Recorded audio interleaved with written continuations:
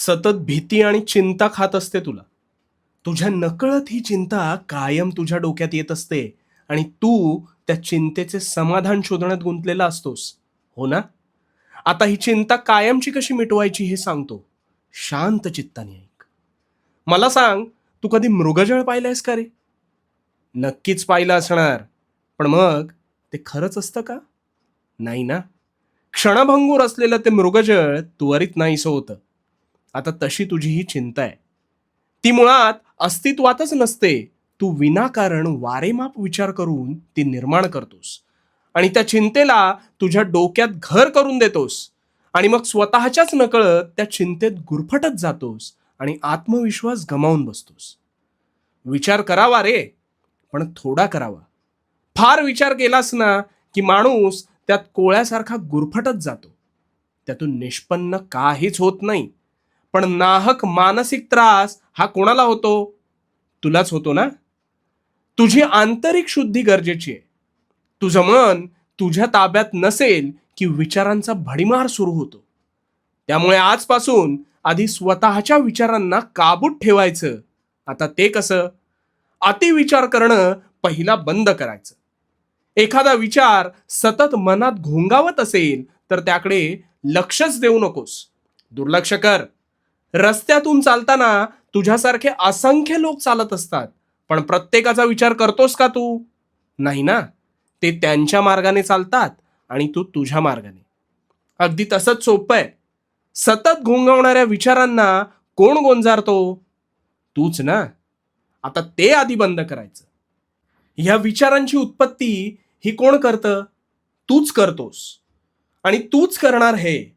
त्यामुळे हे त्रासदायक विचार कधीच करायचे नाही. तनाने राहतोस तसाच मनाने सुद्धा स्वच्छ राहा आणि स्वतःवर नियंत्रण ठेव. आणि हो, भिवू नकोस.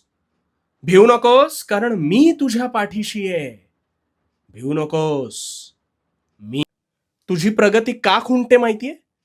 अरे प्रयत्न करता करता कालांतराने तुला हळूहळू यश प्राप्त होऊ लागतं आणि मग मध्येच काय होतं, त्या यशाला खीळ का लागते हे तुझं तुलाच उमगत नाही. हो ना?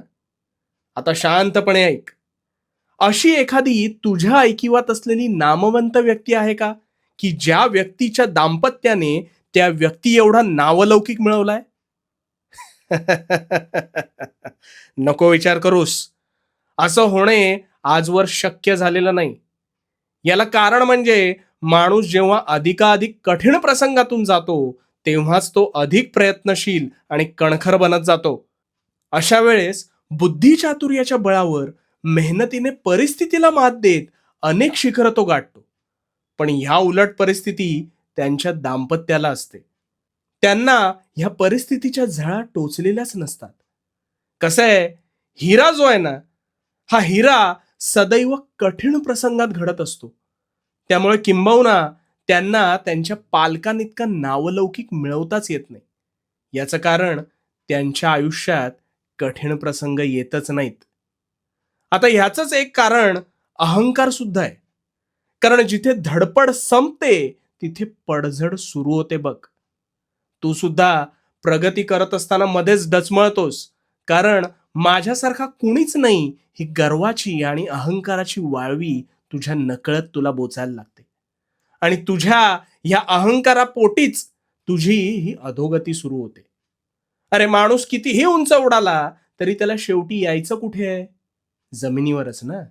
आणि म्हणून उंच उड, पण त्या जमिनीला कधीही विसरू नकोस. कामात प्रामाणिकता आणि स्वतःवर विश्वास ठेव. पण त्या तुझ्या प्रगतीपथाची कथा अहंकाराच्या हाती कधीच सोपवू नकोस. आणि जमिनीवर राहा. आणि हो, भिवू नकोस. भिवू नकोस, कारण मी तुझ्या पाठीशी आहे. भिवू नकोस. मी तुझ्या पाठीशी आहे.